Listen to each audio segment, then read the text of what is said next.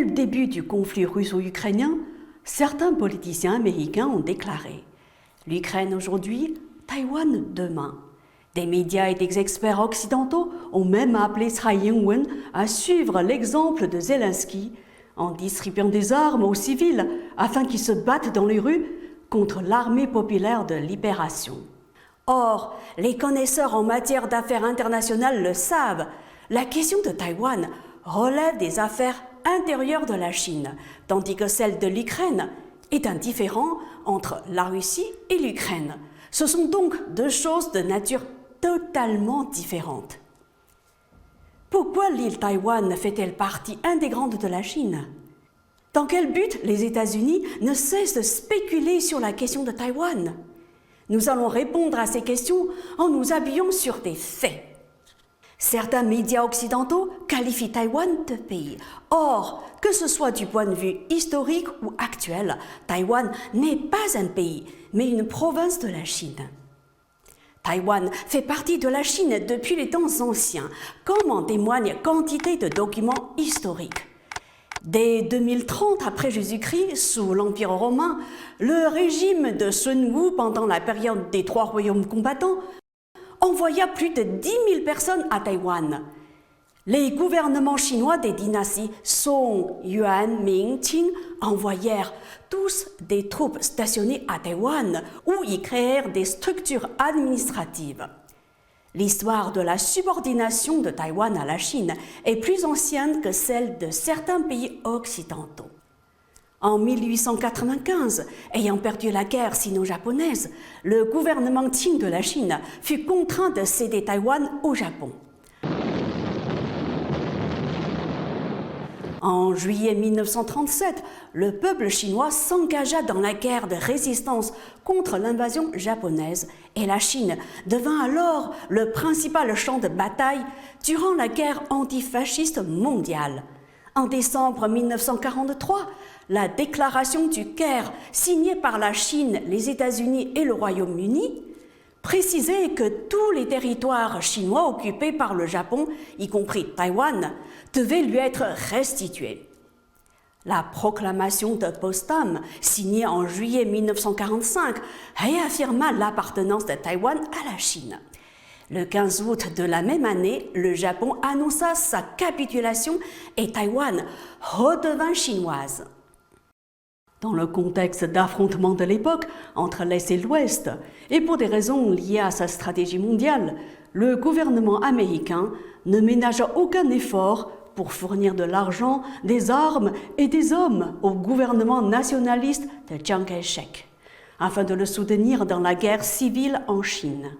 Le peuple chinois, sous la direction du Parti communiste chinois, fut contraint de mener la guerre de libération populaire pendant plus de 3 ans, renversant le gouvernement de la République de Chine à Nankin et fondant la République populaire de Chine.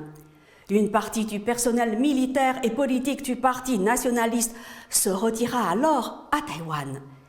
Bien que depuis, les deux côtés du détroit de Taïwan se trouvent dans un état particulier de confrontation politique de longue durée, le fondement politique et les liens du sang entre les descendants des empereurs Yan et Huang n'ont jamais changé.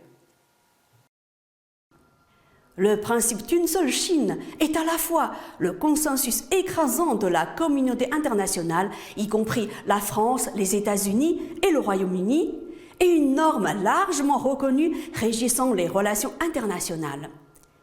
Mais le plus surprenant, c'est que le 26 octobre 2021, le secrétaire d'État américain Blinken a déclaré soutenir la participation significative de Taïwan au système des Nations Unies. Certains officiels américains ont pour leur part accusé la Chine d'avoir abusé de la résolution 2758 de l'Assemblée générale des Nations unies. Qu'en est-il vraiment?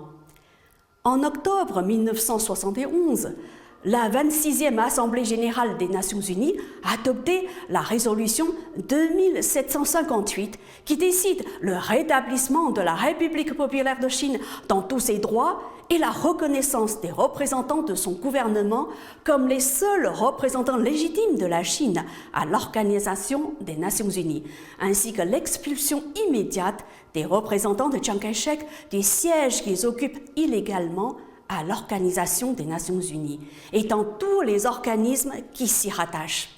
Ainsi, la question de la représentation de la Chine dans les organisations de l'ONU s'est trouvée complètement résolue, politiquement, juridiquement et sur le plan procédural.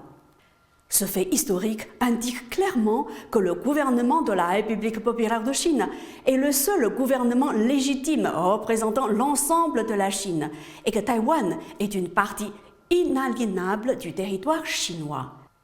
Les Nations unies sont une organisation internationale composée d'États souverains et Taïwan, en tant que province chinoise, n'a aucune qualification pour en faire partie et n'en a pas le droit. Dans les institutions spécialisées du système des Nations unies et au secrétariat des Nations unies, toute affaire impliquant Taïwan doit respecter le principe d'une seule Chine et la résolution 2758 de l'Assemblée générale. Ces principes ont été généralement reconnus par la communauté internationale il y a un demi-siècle déjà. Le soi-disant soutien à la participation de Taïwan aux Nations unies est une tentative visant à diviser la souveraineté de la Chine. Elle est irréalisable en droit comme en pratique et est vouée à l'échec. Ces dernières années, les États-Unis ont violé les engagements pris lorsque la Chine et les États-Unis ont établi des relations diplomatiques, vendu des armes à Taïwan pendant longtemps, toléré et encouragé les forces de l'indépendance de Taïwan et continué à faire de petits gestes qui dénaturent et vident de sa substance le principe d'une seule Chine.